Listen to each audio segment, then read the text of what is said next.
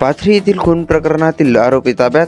Pathri police ठाण्यात बुधवारी दाखल झालेल्या अनंता टोंपे खून प्रकरणातील 3 आरोपींना परभणी पाथरी पोलिसांच्या संयुक्त कारवाईत घेण्यात आले ताब्यात.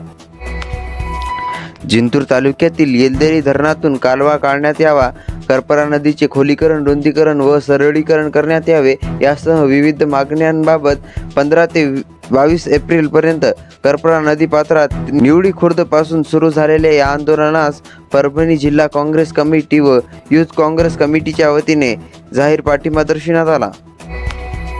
नायब तहसीलदार संजय खिल्लारे यांच्या अध्यक्षतेखाली करंजी येथे टास्क फोर्सची आढावा बैठक संपन्न. स्वर्गीय सोमनाथ सूर्यवंशी यांच्या न्यायासाठी आणि आंबेडकरवादी तरुणांवर झालेल्या अत्याचाराविरोधात वंचित बहुजन आघाडीच्या वतीने आज सायंकाळी 5 वाजता शनिवार बाजार येथून वंचित बहुजन आघाडीचे नेते सुजात आंबेडकर यांच्या प्रमुख उपस्थितीत शांतता मार्चचे आयोजन. खड्डा चुकविण्याच्या नादात दुचाकी पडली खोल नाल्यात, एकाचा मृत्यू तर एक गंभीर. जिंतूर तालुक्यातील शेवडी शिवारातील घटना. परभणी जिल्ह्यातील 4 आपदा मित्र गुजरात येथून ॲडव्हान्स प्रशिक्षण घेऊन परतले. जिल्हाधिकारी कार्यालयात करण्यात आला त्यांचा सत्कार.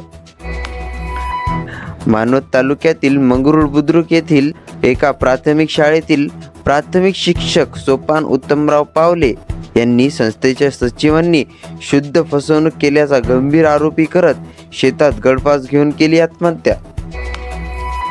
वसंतराव नाईक मराठवाडा कृषी विद्यापीठात कारकीर्द प्रगती योजना अंतर्गत 57 शिक्षकांना उच्च शैक्षणिक वेतन श्रेणी शैक्षणिक स्तरावर घेण्यात आली पदोन्नती.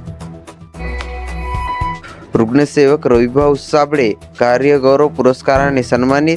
लोकस्वातंत्र्य पत्रकार महासंघ जिल्हा शाखा परभणीच्या वतीने डॉक्टर बाबासाहेब आंबेडकर यांच्या 134व्या जयंतीनिमित्त देण्यात आला पुरस्कार.